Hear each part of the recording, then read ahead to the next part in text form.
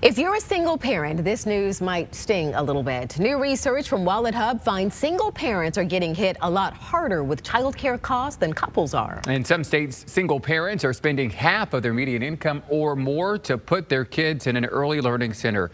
Across the board, childcare is really pricey. ABC Action News anchor Heather Lee has followed this crisis for more than a year now. She's live in studio to tell us more. Heather, that does sting. Yeah, it does. Good morning to you, Dia and Andrew. Whenever I talk to folks about childcare, I get a lot of mixed emotions, but everyone seems to agree it is very expensive. And in some states, it is significantly worse. If you're raising your kid or kids alone, here's how Florida ranks.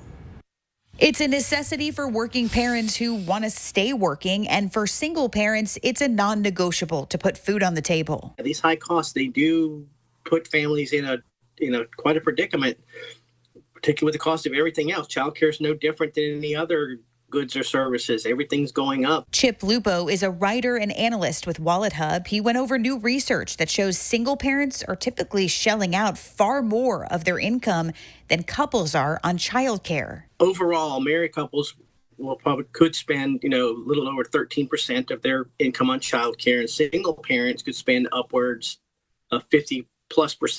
It depends on which state you're in. Here in Florida, the difference is a little less brutal. Couples will spend nearly 10% of their annual income combined at a childcare facility, and a single parent will spend about 28.6%.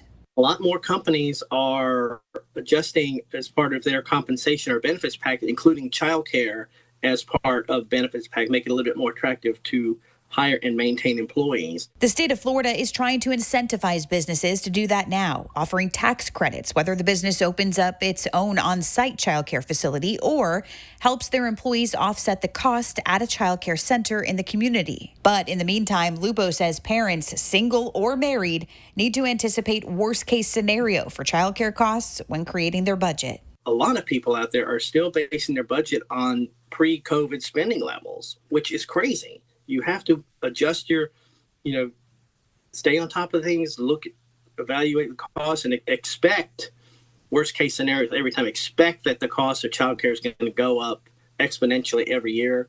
And if it doesn't, that's a good thing. Now, Lupo told me the goal of posting this research is, of course, to keep families informed on the reality of childcare costs, but it's also to help state leaders reconsider policy. They can look at how other states are doing and decide if those policies could be implemented in their state to bring the cost down.